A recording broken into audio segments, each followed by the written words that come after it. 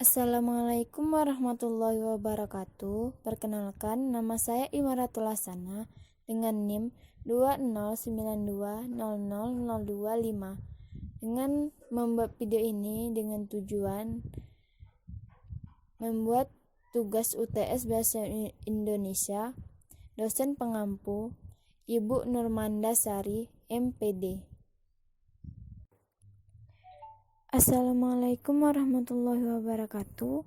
Baiklah, saya akan membahas materi tentang sejarah dan fungsi kedudukan bahasa Indonesia dan ragam bahasa Indonesia, ejaan bahasa Indonesia, diksi, kalimat efektif.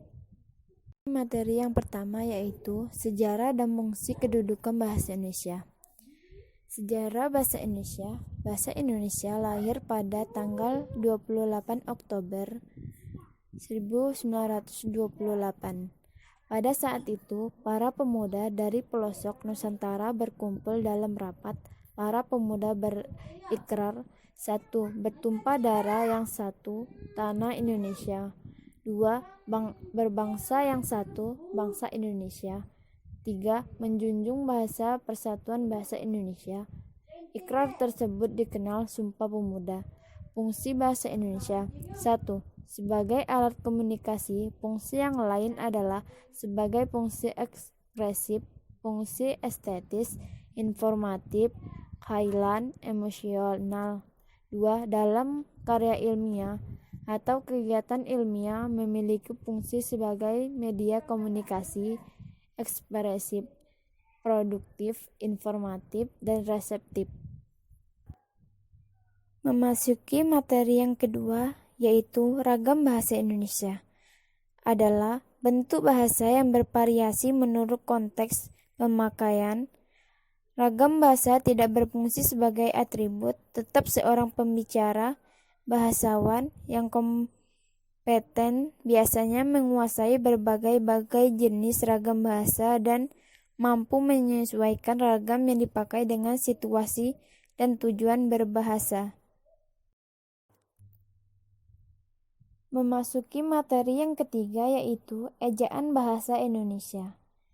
Ejaan bahasa Indonesia (EBI) adalah ejaan bahasa Indonesia yang berlaku sejak tahun 2015 berdasarkan Peraturan Menteri Pendidikan dan Kebudayaan Republik Indonesia Nomor 50 Tahun 2015 tentang Pedoman Umum Ejaan Bahasa Indonesia. Memasuki materi yang keempat yaitu diksi. Pengertian diksi. Diksi adalah sebuah pilihan kata yang tepat atau selaras di dalamnya penggunaannya untuk dapat mengungkapkan gagasan sehingga didapatkan hasil tertentu seperti apa yang diinginkan atau diharapkan. Atau dengan kata lain, diksi merupakan pilihan kata pembicaraan atau penulis dalam menggambarkan cerita yang dibuat. Fungsi diksi adalah dengan diksi ini, maka suatu kata akan dapat lebih jelas arahnya dan penggunaannya. Kata tersebut akan terasa tepat dan juga sesuai dengan dalam penggunaannya. Ketepatan pemilihan kata, diksi, ini memiliki tujuan untuk tidak menimbulkan interpretasi ataupun tafsiran yang berbeda antara penulis dengan para pembaca. Ciri-ciri diksi adalah tepat dalam pemilihan kata untuk dapat mengungkapkan gagasan atau hal-hal yang diamanatkan. 2. Dapat digunakan untuk dapat membedakan secara tepat nuansa, makna, serta bentuk yang sesuai dengan gagasan serta juga situasi serta nilai rasa pembaca. Memasuki materi yang terakhir yaitu kalimat efektif. Kalimat efektif adalah kalimat yang didasarkan sesuai kaidah yang berlaku dalam pembentukan kalimat harus menggunakan subjek, predikat, dan diksi yang tepat.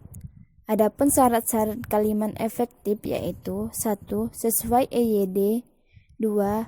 Sistematis, 3. Tidak boleh boros dan bertele-tele. 4. Tidak ambigu. Baiklah, demikianlah yang dapat saya sampaikan. Mohon maaf apabila ada kata atau kalimat yang salah. Saya ucapkan wabillahi taufik wa hidayah. Wassalamualaikum warahmatullahi wabarakatuh.